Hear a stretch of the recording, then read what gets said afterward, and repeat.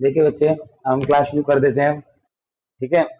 Today class of rotational motion when the body are just moving.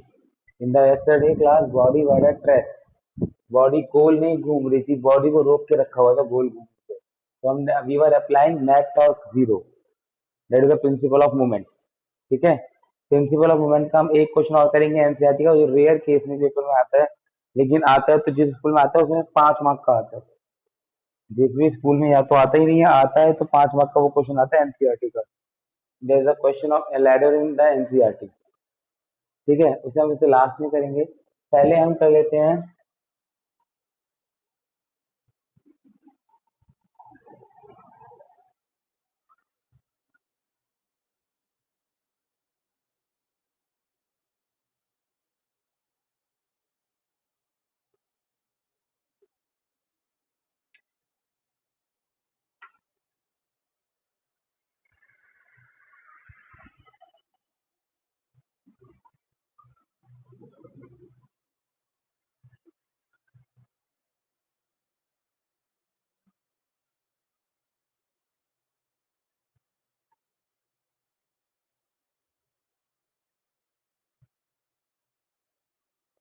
देखिए बच्चे, you are well aware of the formula torque is equal to I alpha. आज हमें इस फॉर्मूले को use करना सीखना है। Torque is equal to I alpha को यूज करना सीखना है बच्चे। देखो, it is the alternative of F is equal to M. जैसे normal force F physical net force M A के इक्वल होता है, ऐसे ही net torque on the system is equal to I alpha. Net torque on the system is equal to I alpha. ठीक है। तो suppose आपको ये दे दिया कि ये एक सपोज डिस्क है, ये pulley is just like a disc and its mass is 3 kg या 4 kg, 2 kg ले लेते हैं। From hit to mass of from this two mass are hanging. Two mass of one of 10 kg, another of 5 kg are hanging. Massless नहीं है, अभी तक हम पुली को मासलेस मानते थे। इस क्वेश्चन में ये क्वेश्चन लॉज ऑफ मोशन जैसा आसान नहीं रहा, क्योंकि इसने पुली का मास दे दिया। जब पुली का मोमेंट ऑफ पुली के बारे में मास दे दे, रेडियस दे दे, मोमेंट में कोई भी एक चीज दे दे, मतलब क्वेश्चन मुश्किल है। अगर कुछ भी ना दे तो पुली मासलेस है, फिर तो लॉज ऑफ मोशन की तरह सॉल्व हो जाएगा। In that case pulley question जो है वो लॉज ऑफ मोशन की तरह सॉल्व हो जाएगा। बात समझ आ रही नहीं आ रही, है ना? तो नहीं, ये क्या लिखा है, डिस्क पुली। जो पुली है वो मैंने डिस्क शेप की मानी है, जो पुली एज्यूम करी है वो डिस्क शेप की एज्यूम करी है। ठीक है।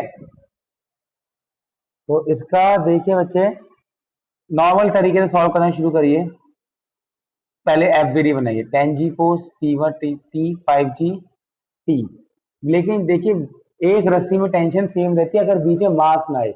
अब इन दोनों के बीच में यहाँ पर मास आ गया, पुली का मास लेना पड़ेगा ना, तो दोनों तरफ टेंशन अलग अलग होगी। एक रस्सी में अगर कोई बीच में मास ना आए तो टेंशन सेम रहती है।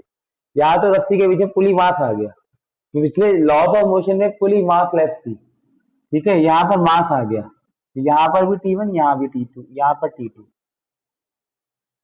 तो यहाँ पर 3 वेरिएबल बन गए।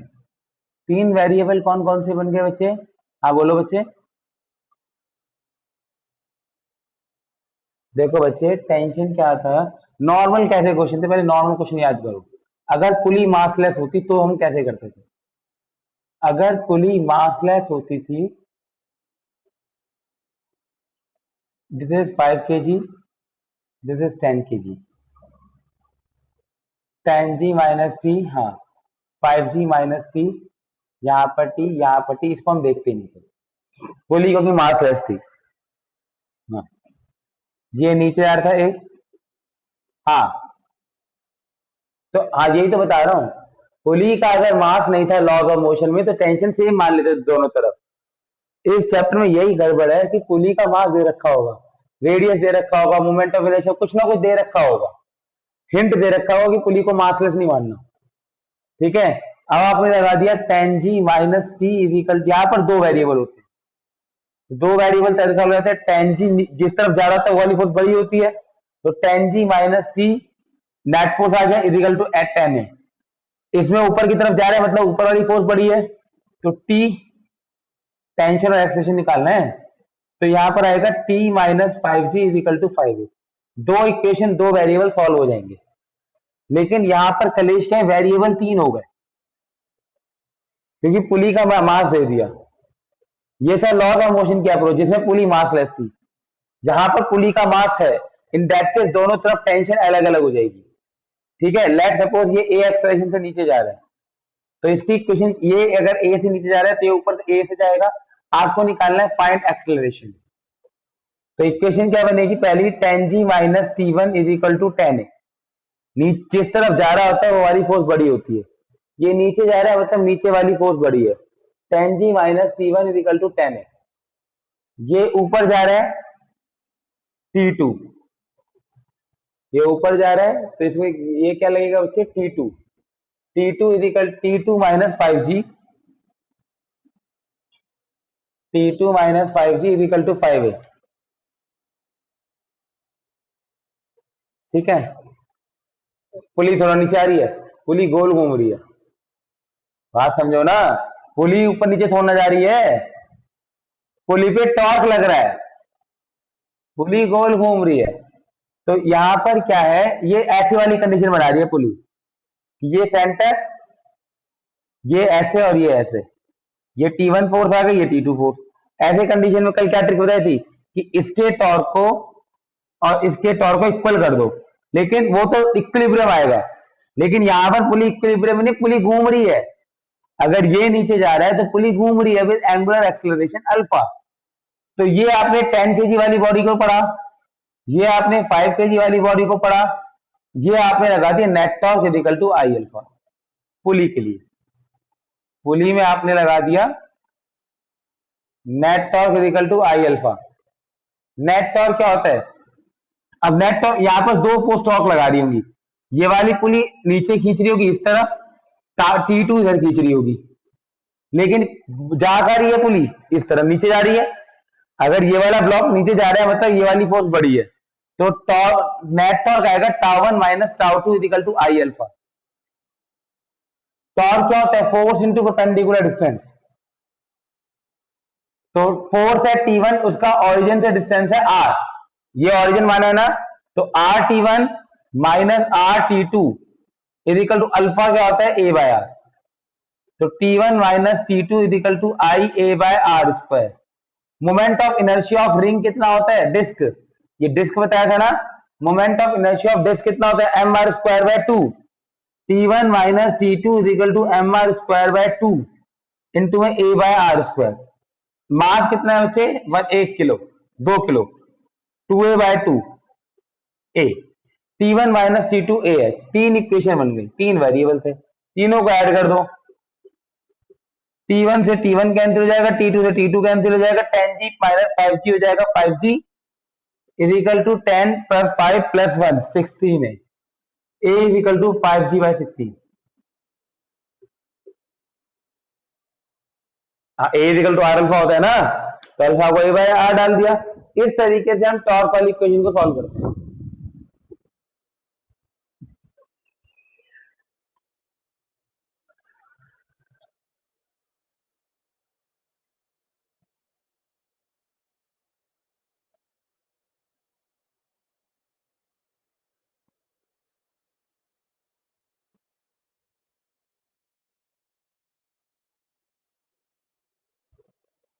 देखो बच्चे, इस पे पुली पर दो T1 और T2 दोनों फोर्स टॉर्क लगा रही है। T1 कह रही है कि पुली को राइट की तरफ घूम, T2 कह रही है लेफ्ट की तरफ घूम। समझ रही, T1 कह रहा है क्लॉकवाइज घुमाऊंगा, T2 कह रहा है एंटी क्लॉकवाइज घुमाऊंगा, यानी कि दोनों फोर्सेस का टॉर्क एक दूसरे को अपोज कर रहे हैं, दोनों फोर्सेस का टॉर्क एक दूसरे को अपोज कर रहा है। T1 is saying to rotate the pulley in the clockwise direction, T2 is saying to rotate the pulley in the anti-clockwise direction. ठीक है, तो दोनों का टॉर्क अपोज कर रहा था, नेट टॉर्क क्या हो गया, tau one minus tau two. Tau one minus tau two क्यों किया, क्योंकि पुली ऑब्वियसली जब ये ब्लॉक नीचे जा रहा है तो पुली टाउ नीचे की तरफ घूम रही है, ऐसे घूम रही है, यानी कि टाउ वन डोमिनेट कर रहा होगा। तो tau one minus tau two equal to I alpha, torque होता है force into perpendicular distance from the origin. अब टाउ वन है T1 टेंशन की वजह से, उसका ओरिजिन डिस्टेंस कितना, रेडियस के बराबर, पुली का रेडियस मैंने R मान लिया, ठीक है।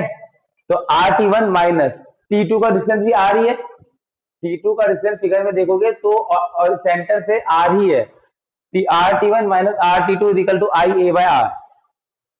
T1 minus T2 is equal to I A by R square आ जाएगा। बाकी तो कैलकुलेशन, आई की वैल्यू क्या होती है, डिस्क का M R square by two, central axis के अलॉन्ग आई का वैल्यू डिस्क का कितना होता है, M R square by two, R square cut गया M A by two, mass कितना था, टू बाय टू, ये टू बाय टू आ गया है ना, टू से टू कट गया वन बचा, तो वन ही आ गया।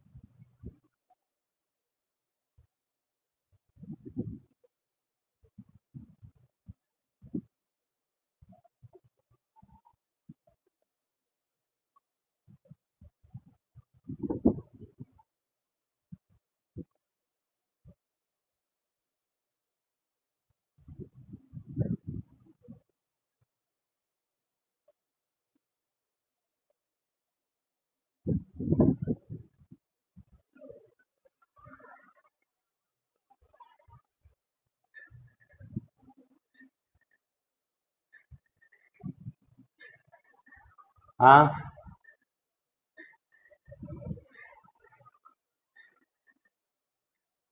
हाँ, इनमें नहीं कर सकते, नहीं नहीं नहीं।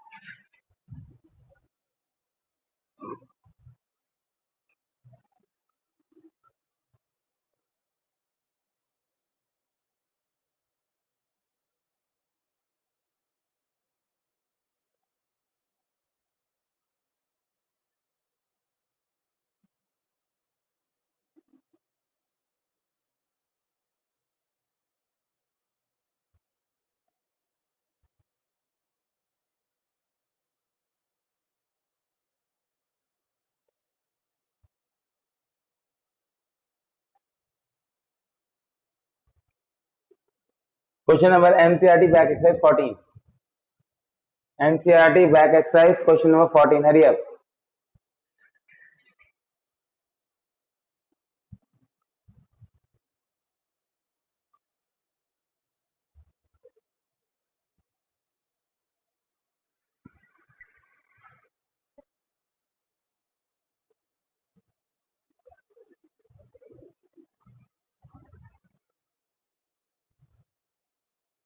A rope of negligible mass is wound round a hollow cylindrical cylinder of mass 3 kg। एक होलो सिलेंडर है, इसके ऊपर एक बहुत ही पतली हल्की सी रस्सी लपटी हुई है, मतलब ये एक सिलेंडर है, इस सिलेंडर के ऊपर एक रस्सी को ऐसे ऐसे ऐसे करके लपेट दिया, ठीक है। तो अभी ये लिखा है बच्चे, सिलेंडर का हॉलो सिलेंडर है जिसका मास 3 किलो है, ये आपको दे रखा है, it is a hollow cylinder. Book तो रखनी चाहिए बच्चे एनसीईआरटी। मास है 3 kg, रेडियस है 40 सेंटीमीटर, रेडियस है 40 centimetre. What is the angular acceleration of the cylinder if the rope is pulled with a force of 30 Newton? आपने इस रस्सी को 30 न्यूटन की फोर्स लगा के ऐसे गोल खींच लिया, ये सिलेंडर यहाँ फिर से सिलेंडर यहाँ गोल गोल घूम रहा है, तो ये कितने एक्सेलरेशन से गोल गोल घूमेगा? ठीक है, what is the linear acceleration of the rope, ये कितने एक्सेलरेशन से नीचे जाएगा? ये है,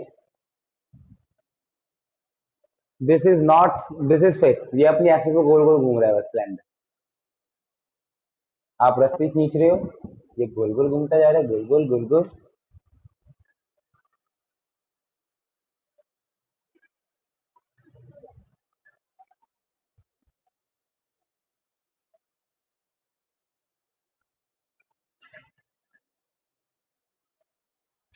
30 मीटर पर सेकंड क्या दे रखा था? 30 न्यूटन, न्यूटन। ये जो फोर्स लगाई है यहाँ पर इस एंड पर 30 न्यूटन की लगाई।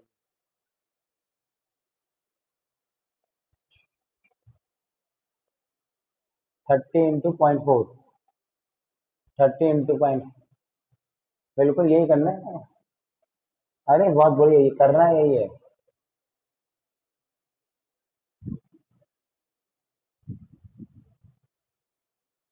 हाँ बच्चे, आप केवल एक टर्न मान के चलो अभी, जिस पे से पुली आ रही है, जिसमें से रस्सी नीचे आ रही है, इस रस्सी पर 30 न्यूटन का फोर्स लग रहा है नीचे की तरफ।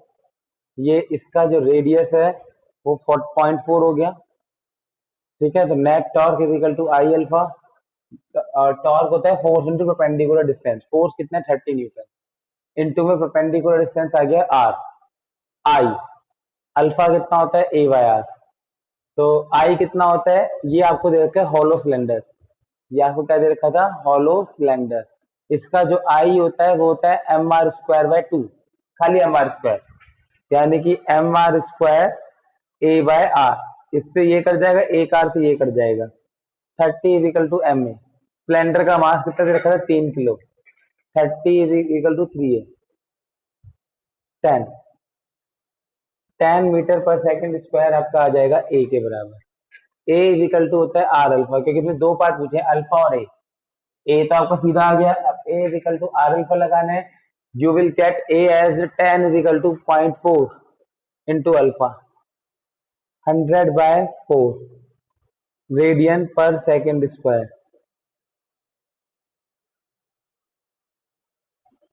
25 रेडियन पर सेकंड स्क्वायर। हाँ, अल्फा ही रहने देता, फिर वहां पर आर की वैल्यू पुट करनी पड़ती, बात है कि पहले अल्फा निकाल के फिर ए इक्वल टू आर अल्फा लगाना पड़ता। ए और अल्फा दोनों निकालने हैं ना, कैसे भी कर ले। हाँ,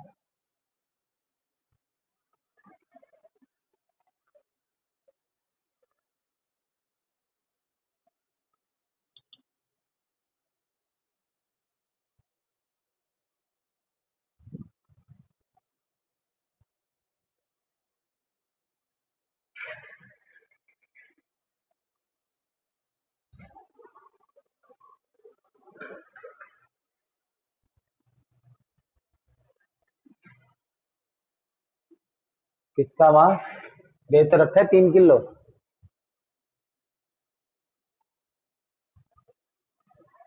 नेक्स्ट क्वेश्चन है एनसीईआरटी का 18 पे, 18 20 कोई है, 20 कर लेते हैं, 20, 18 20 पे कोई है, 21 करो। हाँ, मेरी कैलकुलेशन मिस्टेक हो गई होगी यार, कोई बात नहीं। तूने आई कितना, एम आर स्क्वायर बाय 2 तूने ले लिया आई, तो तभी तो गलत आ रहा है, हॉलो सिलेंडर का खाली एम आर स्क्वायर होता है।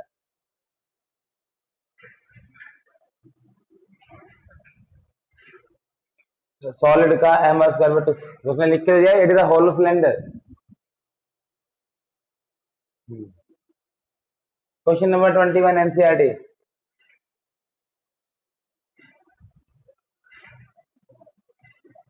हाँ, मेरे को जितना कराना था करा चुका हूँ, इसके अलावा बस एक रोलिंग मोशन और है, उस लेवल से कर चुका है, लेकिन इस चैप्टर से 3 टॉपिक कटे हैं, movement, theorem of parallel axis, theorem of perpendicular axis and rolling motion. All the rolling motion का क्वेश्चन मैं आपको करा रहा हूँ, रोलिंग मोशन पढ़ने के लिए रोलिंग मोशन को आना जरूरी नहीं है, ये जो क्वेश्चन है ये रोलिंग मोशन का ही है। रोलिंग मोशन का मतलब होता है बॉल लुढ़कती हुई आगे जा रही है। Rolling is the combination of rotational plus, बस रोलिंग मोशन आपको ये पता होना चाहिए कि रोलिंग मोशन क्या होता है, रोटेशनल प्लस ट्रांसलेटरी। अगर एक बॉल गोल भी घूम रही है और आगे भी जा रही है, जैसे आपने बॉल को किक करा, when you kick the ball, तो ये आगे भी जाएगी, ये ट्रांसलेटरी, लेकिन ऐसे गोल गोल भी घूमेगी, गोल गोल भी घूमेगी और आगे भी जाएगी, ऐसे मोशन को कहते हैं रोलिंग मोशन। ठीक है, तो question number 21 NCERT back exercise. A solid cylinder rolls up an inclined surface of angle of inclination 30 degree. एक सिलेंडर है जो 30 डिग्री के इंक्लाइन प्लेन पे चढ़ रहा है। ये सॉलिड सिलेंडर है, सॉलिड सिलेंडर है, बोलो है सॉलिड सिलेंडर है। ये जो है, ये जो चीज है, ये सॉलिड सिलेंडर है। ठीक है, this is the solid cylinder. ये 30 डिग्री के इंक्लाइन सरफेस पे ऊपर भाग रही है। ठीक है, क्वेश्चन को ऊपर चलेंगे, ये रहा। At the bottom of the cylinder, at the bottom of the inclined plane, the mass of the object has a speed 5 metre per second. इस पॉइंट पे इसकी स्पीड 5 मीटर पर सेकंड थी। बॉटम पे आपको बताना है how far will the cylinder go up the plane, ये कितनी दूर जाएगा, ये डिस्टेंस आपको निकालना है। ये आपने 5 मीटर पर सेकंड ऊपर झूलना शुरू किया, ये कितनी ऊपर जाएगा। तो इसको करने के दो तरीके हैं, आप एक ही तरीके से कर सकते हो, दूसरे तरीके से आपको फॉर्मूला नहीं पता। एक तो फॉर्मूला भेज दे, फॉर्मूले से तो मैं एक लाइन में कर सकता हूँ, but you don't know the formula, बाद में जाए फॉर्मूला नहीं है तो नहीं है। ठीक है, तो पहला पार्ट निकालना है, वो कितनी दूर जाएगा। कोई बात नहीं, आप कंजर्वेशन ऑफ एनर्जी लगा दो। आप क्या लगा दो भाई, कंजर्वेशन ऑफ एनर्जी। जितनी एनर्जी यहाँ पर है उतनी एनर्जी यहाँ होगी। कंजर्वेशन ऑफ एनर्जी यही कहता है, कंजर्वेशन ऑफ एनर्जी यही कहता है ना कि जितनी एनर्जी लोअर मोस्ट पॉइंट पर है उतनी एनर्जी हाईएस्ट पॉइंट पर होगी। लोअर मोस्ट पॉइंट पे कितनी एनर्जी है, half M V square. Lower most point पे देखो, ये रोलिंग कर रहा है, रोटेशनल है, ट्रांसलेटरी है, ये रोलिंग मोशन कर रहा होगा, गोल भी घूम रहा होगा, ऊपर भी जा रहा होगा, यही तो कर रहा होगा। ये जो है ये रोलिंग मोशन में, ये जो सिलेंडर होगा ये रोलिंग मोशन में होगा। तो इनिशियल क्या होगा, kinetic energy at initial plus potential energy initial is equal to kinetic energy final plus potential energy final. Finally height पे जाके रुक गया होगा।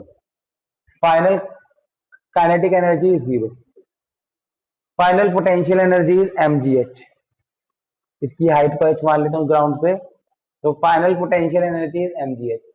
इनिशियली काइनेटिक एनर्जी के साथ दो काइनेटिक एनर्जी है, एक गोल घूमने वाली, एक आगे चलने वाली। रोलिंग मोशन में बॉडी के पास दो काइनेटिक एनर्जी होती है, एक ट्रांसलेटरी और एक रोटेशनल। यहाँ पर काइनेटिक पोटेंशियल, हाँ, इसके पास इनिशियल पोटेंशियल जीरो है क्योंकि ग्राउंड पे था। इनिशियली ब्लॉक किस पे था, ग्राउंड पे। इनिशियल इसके पास काइनेटिक एनर्जी दो है, ट्रांसलेटरी भी है प्लस रोटेशनल भी है, क्योंकि ये रोलिंग मोशन में है। ट्रांसलेटरी काइनेटिक एनर्जी होती है हाफ एम वी स्क्वायर, और ये होती है half I omega square is equal to M G H. ठीक है, half M V square plus half I कितना होता है बच्चे, आई कितना होता है सॉलिड सिलेंडर का, M R square by two, M R square by two into में ओमेगा को डाल दो V by R is equal to M G H. V is equal to R omega होता है ना, ये डाल दो। तो यहाँ पर आर स्क्वायर से आर स्क्वायर कट जाएगा, बचेगा क्या, V square by two plus V square by four, V square by two plus V square by four is equal to G H. तो आ जाएगा दो तीन, three V square by four 40 is equal to H. बस यहाँ पर v की value डाल दो, v का वैल्यू आपको दे रखा है 5। हाँ हाँ, वो बात की बात है, देखो यहाँ से आपका आ जाएगा, अगर आप v का वैल्यू 5 डालोगे तो 5 बजे 25, 25 या 75, 75 बड़े 40, यहाँ से h आ जाएगा 75 बाय 40, यहाँ से h आएगा 75 बाय 40। ठीक है, ये आ जाएगा 75/40 सॉल्व करके मीटर। बाकी आप इस ट्राइंगल में देख लो, इस ट्राइंगल में साइन 30 हो जाएगा h/x। ठीक है, x मुझे निकालना था h/sin 30, मतलब h/1/2 मतलब 2h इजिकल टू 2 इंटू में 75/40, 75/20 मीटर।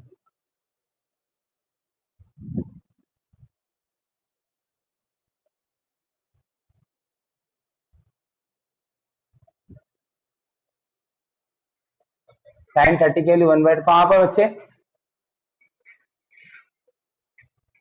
कौन से 2 की बात कर रहे हो बताओ।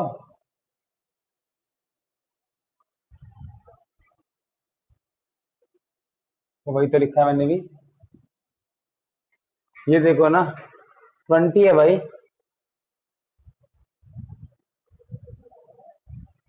बच्चे साइन 30 की वैल्यू 1/2 होती है, इस 2 को ऊपर ले गया तो x की वैल्यू कितनी आ गई 2h, 2 इंटू 75 h की वैल्यू ये थी। हाँ गगनदीप आप कुछ कह रहे थे, बोलो।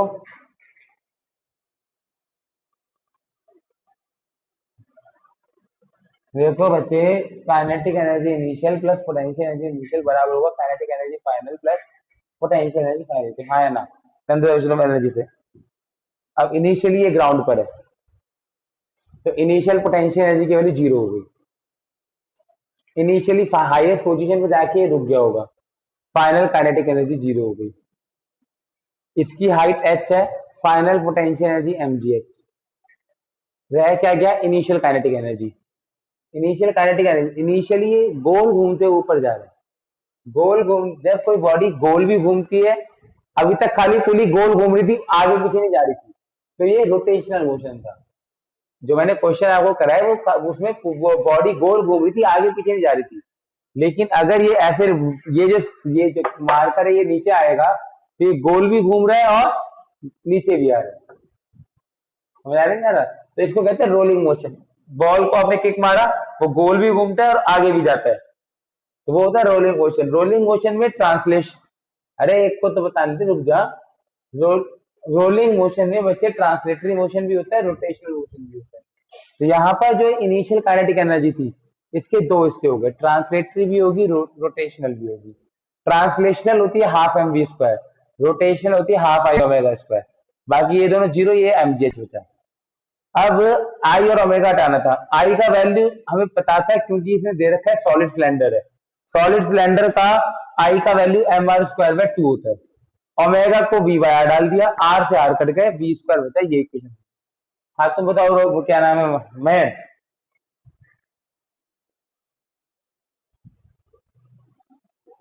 रोल होने से आगे भी जाती है और गोल भी घूमती है।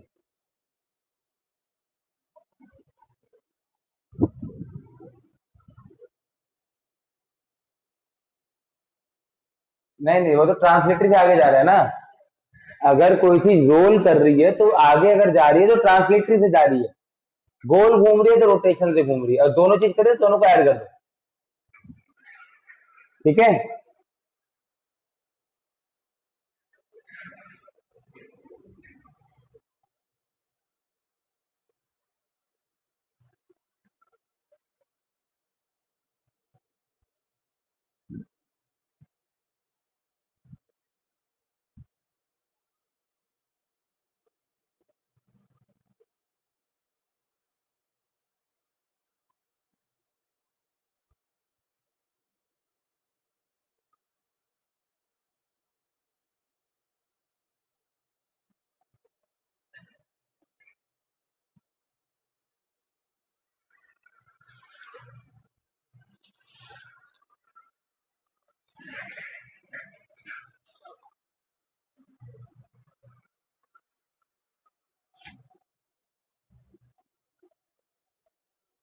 इसके बाद करें बच्चे, इसके सबको एनसीईआरटी खोलनी पड़ेगी, सबसे मुश्किल क्वेश्चन है एनसीईआरटी का ये। पहले होमवर्क के लिए लिखिए चैप्टर में कौन कौन से क्वेश्चन मैंने नहीं करा, जो इंपॉर्टेंट है, जो आपको खुद करने हैं, मैं नहीं कराऊंगा।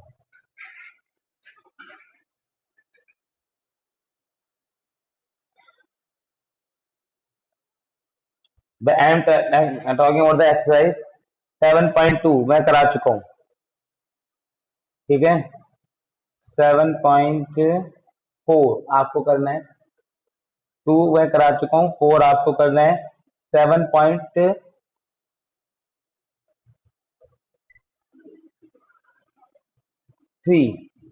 मैं करा चुका हूँ, 2, 3, 4, 5 काट दो, 5 नहीं करना, 1 भी नहीं करना, 6 आपको करना है, मैं करा चुका हूँ, 7 मैंने नहीं करा है लेकिन आपको करना है, 8 मैं करा चुका हूँ। जो बोल रहा हूँ वो करने हैं आप घर पे प्रैक्टिस, और मुझे होमवर्क करके भेजना है जो जो क्वेश्चन बोल रहा हूँ मैं।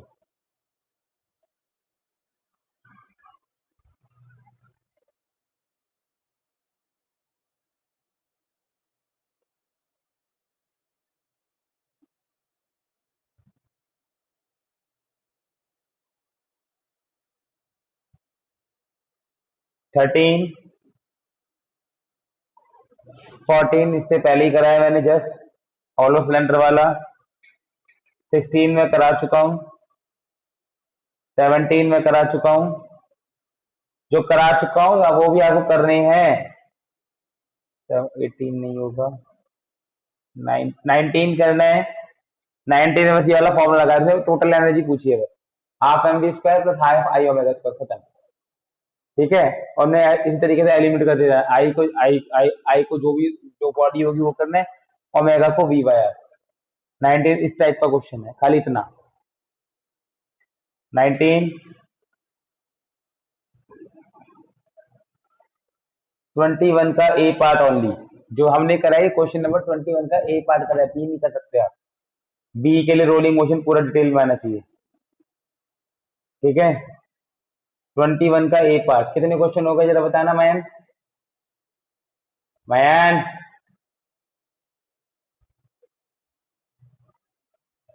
पागल है क्या, इतना क्वेश्चन दिया मैंने।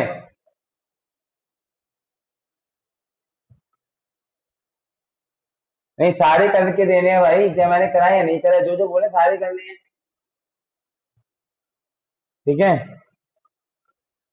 हाँ तो वही तो करो, 10-15 क्वेश्चन, 12 क्वेश्चन मुझे होमवर्क में चाहिए, और मेरे पास कल शाम तक हर किसी का होमवर्क आ जाना चाहिए।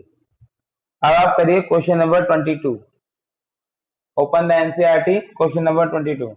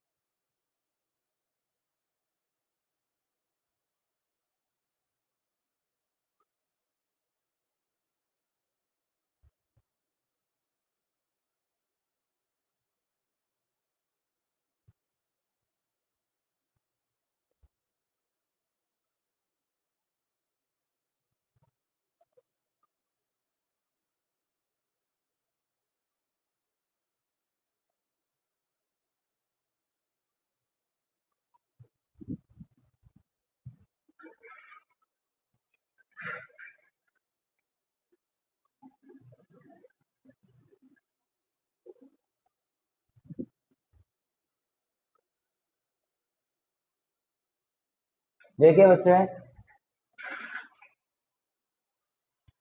ये किसी किसी के स्कूल में आता है, मैक्सिमम आने के चांस नहीं होते इसके, लेकिन जिसमें आता है तो 5 नंबर का आता है। इस क्वेश्चन को करना इसलिए मुश्किल है, कंसेप्ट तो इजी है, सिद्धू सा कंसेप्ट है।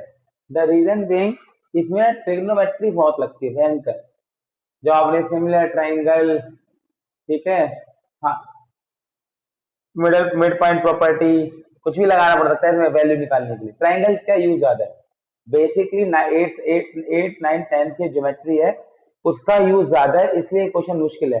फिजिक्स तो छोटी सी बात लगती है बस, फिजिक्स तो छोटा सा कंसेप्ट है फिजिक्स का तो,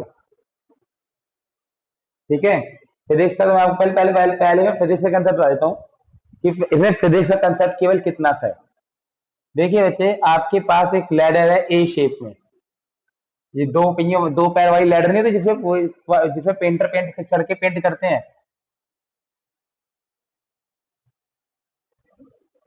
इनको उसने कह रहा है ये जमीन पे टिके हुए हैं और इनको आपस में रस्सी से बांध रखा है, ठीक है।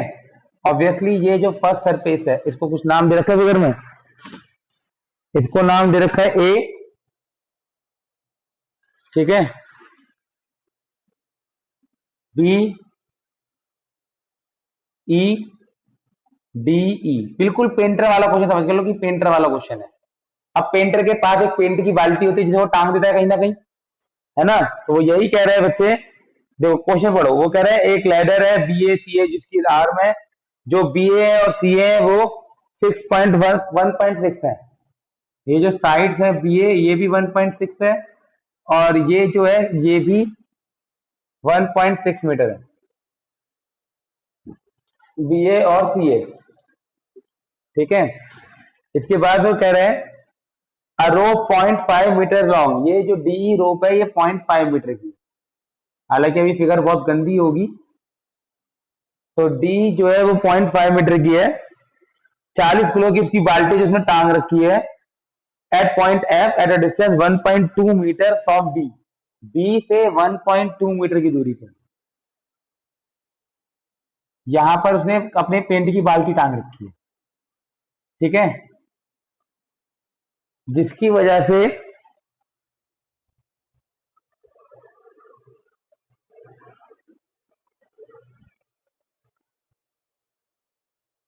अब ठीक है, बी से 1.2 मीटर दूर एक 40 किलो की बाल्टी टांग रखी है उसने, इस पॉइंट को एफ है, यहाँ पर फोर्स 40 किलो की बाल्टी है, मतलब M40G फोर्स नीचे लग रही होगी, mg फोर्स नीचे लग रही होगी, एज्यूमिंग दैट फ्लोर फ्रिक्शन नहीं लगा रहा। आपको find the tension in the ropes and force exerted, find the tension in the rope and force exerted, क्या था, tension in the rope and the force exerted by the floor on the ladder, hence consider the equilibrium at of each other। बेकार है, जी को मैं 10 लेके चल रहा हूँ, ये 9.8 ले रहा है, मैं 10 लेके चल रहा हूँ, कोई दिक्कत नहीं। पहले तो फोर्स ड्रॉ करो, फोर्स कौन कौन सी है।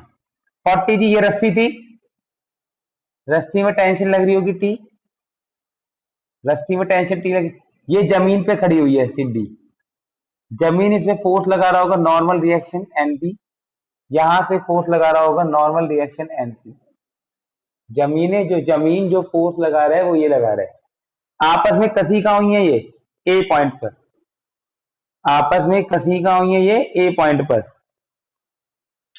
ठीक है, ये आपस में ए पॉइंट पे कसी हुई है, तो ए अपने पर, ए भी अपने के परपेंडिकुलर नॉर्मल रिएक्शन लगा रहा होगा, ए भी अपने के परपेंडिकुलर नॉर्मल रिएक्शन लगा रहा होगा, और ए सी अपने से परपेंडिकुलर नॉर्मल रिएक्शन लगा रहा होगा, और दोनों बराबर ही लगा रहे होंगे, इक्वल एंड अपोजिट फोर्स होती है ना, एसी वाला सरफेस इधर लगा रहा होगा परपेंडिकुलर नॉर्मल रिएक्शन, तो ये देखो ये एक रस्सी में टेंशन सेम रहती है, ये राइट में ये लेफ्ट में, ये क्लॉकवाइज ये एंटी क्लॉकवाइज, तो forces eight A will not will cancel torque of each other, will cancel torque of each other.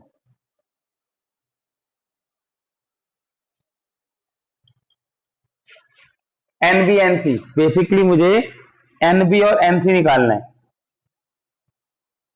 ठीक है। Basically I want to find NB and NC, ठीक है। तो मैंने पहले सारी फोर्सेस ड्रॉ करी। फोर्सेस ड्रॉ करने के बाद मुझे ये समझ आ गया कि ये जो आपकी दो फोर्स है कौन कौन सी बच्चे, जो ए पर देखो, लेफ्ट वाला सरफेस राइट की तरफ फोर्स लगा रहा होगा, राइट वाला सरफेस लेफ्ट की तरफ नॉर्मल रिएक्शन लगा रहा होगा। एक क्लॉकवाइज लगाएगा, एक एंटी क्लॉकवाइज घुमाएगा, तो दोनों का टॉर्क कैंसिल। सिमिलरली जो टेंशन है ये राइट की तरफ ले जाने की कोशिश करेगी, लेफ्ट की तरफ, दोनों एक दूसरे के टॉर्क को क्या कर देंगी, कैंसिल। तो जो टॉर्क लगा रहे हैं वो कौन कौन सी फोर्स लगा रही है, एनबी, एनसी और वेट। एनबी, एनसी और वेट, ये तीन ही फोर्स हैं जो टॉर्क लगा रही हैं। ये तीन ही फोर्स हैं जो टॉर्क लगा रही हैं, ठीक है।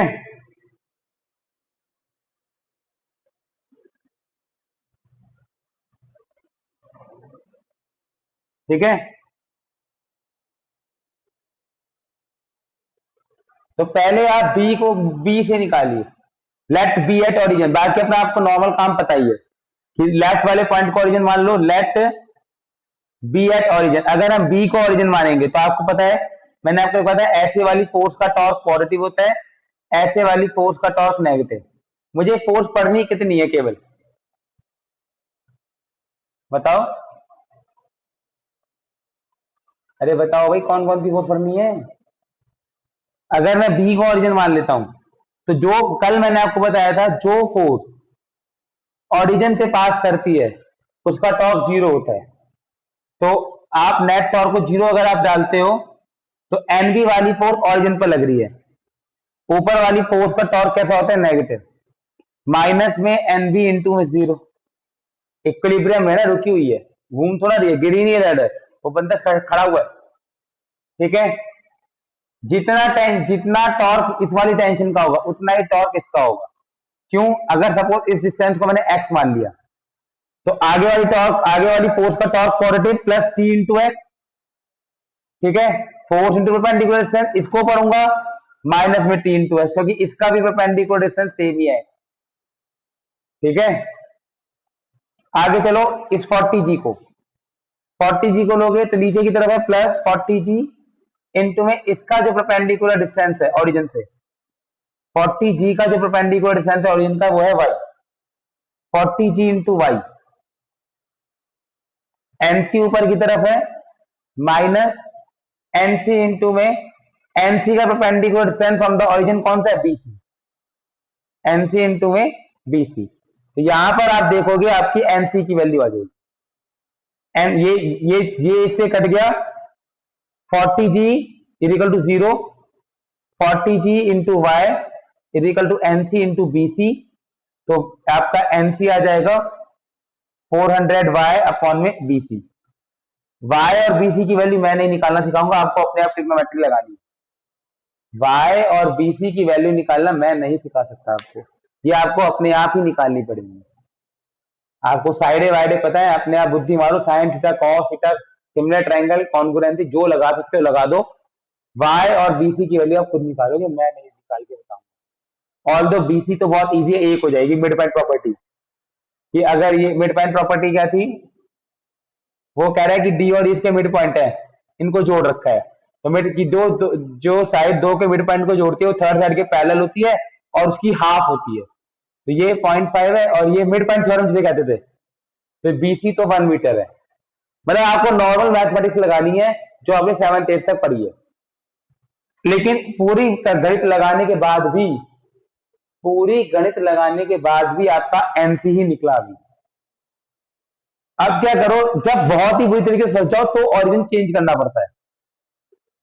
अब आप क्या करो, सी को ओरिजिन मान लो, बस फोर्स की टॉर्क की डायरेक्शन उल्टी हो जाएगी। इफ ओरिजिन इज एट सी, तो लेफ्ट में था तो ये साइन कन्वेंशन, राइट में शिफ्ट हो गया तो साइन कन्वेंशन उल्टा, ऐसे और ऐसे वाली का टॉर्क पॉजिटिव हो जाएगा, लेफ्ट वाली और नीचे वाली का टॉर्क नेगेटिव हो जाएगा।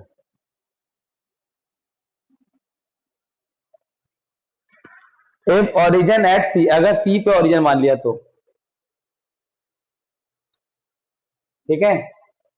तो आपने क्या किया, एनसी का तो जीरो हो गया क्योंकि ओरिजिन लेफ्ट से राइट में चला गया। मैंने आपको साइन कन्वेंशन बताया था, वो तब बताया था ओरिजिन लेफ्ट में हो। मैंने आपको लिखवाया था कि सबसे सबसे जो लेफ्ट वाली फोर्स है उसको ओरिजिन मान लो। बताई थी बात, नहीं बताई थी कि जो फोर्स सबसे लेफ्ट में है उसको ओरिजिन मान लो, ठीक है। तो एनसी इंटू में जीरो, अब लेफ्ट वाली का टॉर्क पॉजिटिव, इसका टॉर्क पॉजिटिव आएगा, इसका यहां से डिस्टेंस सपोज इसका यहां से वो तो एक्स ही रहेगा, इस ओरिजिन से टी की हाइट एक्स ही है, plus T x minus T x, ये लेफ्ट में था ये राइट में था, ठीक है। ये लेफ्ट में था और एक राइट में था।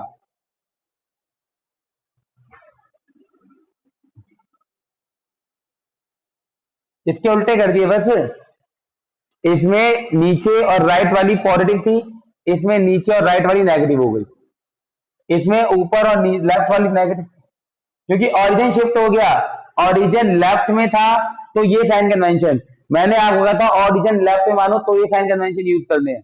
ऑरिजिन शिफ्ट हो गया अपोजिट साइड में तो साइन कन्वेंशन की डायरेक्शन बदल जाएगी। जैसे आप ऑरिजिन शिफ्ट करोगे साइन कन्वेंशन की डायरेक्शन या तो सबसे लेफ्ट में मानो या सबसे राइट में मानो। मैंने जो अब तक सारे क्वेश्चन हो रहे थे लेफ्ट में ऑरिजिन मान के होते जा रहे थे, इसमें जो ऑरिजिन मानना है वो राइट में मानना था, राइट में मानना पड़ेगा तभी आपकी एनबी की वैल्यू निकल कर आएगी। लेफ्ट से माना एनसी का वैल्यू आ गया, मतलब normal reaction at C point. समझ आ रहा है, ऑरिजिन आपने लेफ्ट, यहां पर ऑरिजिन लेफ्ट में था तो ये वाला साइन कन्वेंशन फॉलो होता है। जब ऑरिजिन लेफ्ट में था हम हमेशा सारे क्वेश्चनों को इसी से कर रहे थे, लेकिन अब जो ऑरिजिन है वो राइट में चला गया। ऑरिजिन अब कहां चला गया, राइट में। ऑरिजिन अब कहां चला गया बच्चे, राइट में, ठीक है, इसलिए गड़बड़ हो रही है। ऑरिजिन अब कहां चला गया बच्चे, राइट में, ठीक है। तो साइन कन्वेंशन उल्टा हो गया। तो NC into zero plus T x minus T x, और कौन सी फोर्स बची, ए वाली तो कैंसिल हो रही है, ए वाली और इन दोनों को पढ़ने का तो फायदा ही कुछ नहीं। ये बचा 40 जी, नीचे लग रहा है नीचे वाले का नेगेटिव माइनस 40 जी इंटू में 40 जी वाले का डिस्टेंस कितना है, ये वाई था बीसी माइनस वाई, ये डिस्टेंस बचेगा BC minus Y, BC minus Y, ऊपर वाली फोर्स का torque positive plus NB, NB का परपेंडिकुलर डिस्टेंस कितना है BC is equal to zero, ये कट गया तो ये बच गया एनबी इंटू में BC is equal to 40 G BC minus Y, NB is equal to 40 G BC minus Y upon BC, यानी कि 400 BC minus Y upon BC.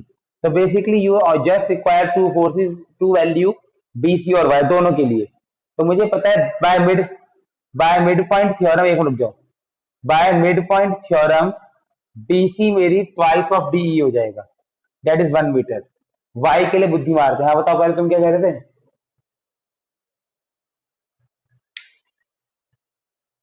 D mid point है, ये तो भाई बुद्धि मारनी पड़ेगी, ज्यादा नहीं दे रखा हो क्वेश्चन में तो।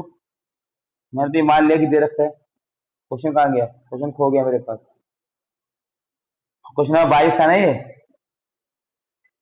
नहीं, हाँ ये रहा। क्वेश्चन क्या है,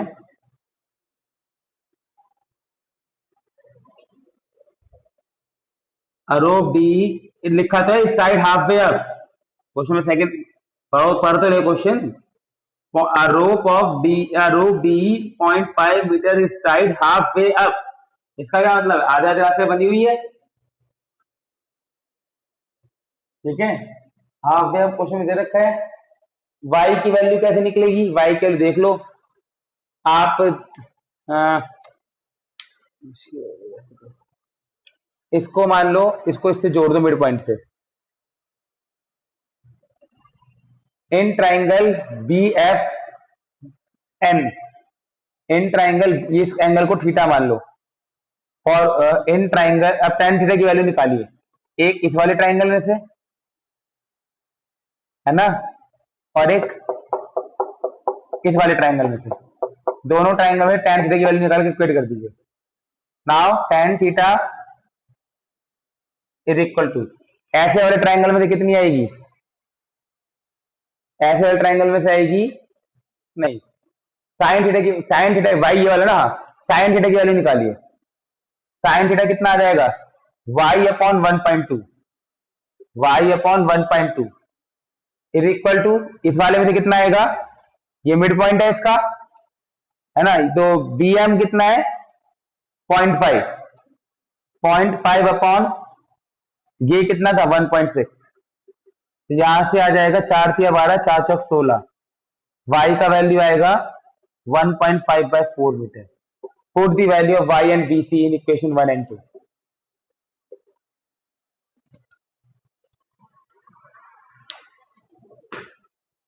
खेल गया क्वेश्चन में वो।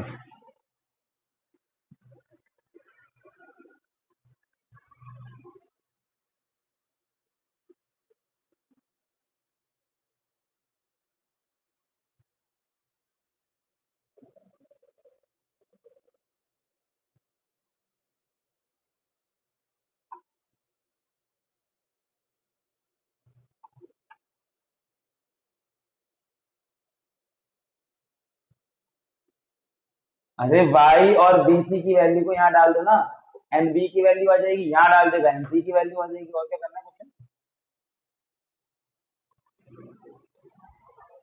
ठीक है। नाउ यू कैन लीव ये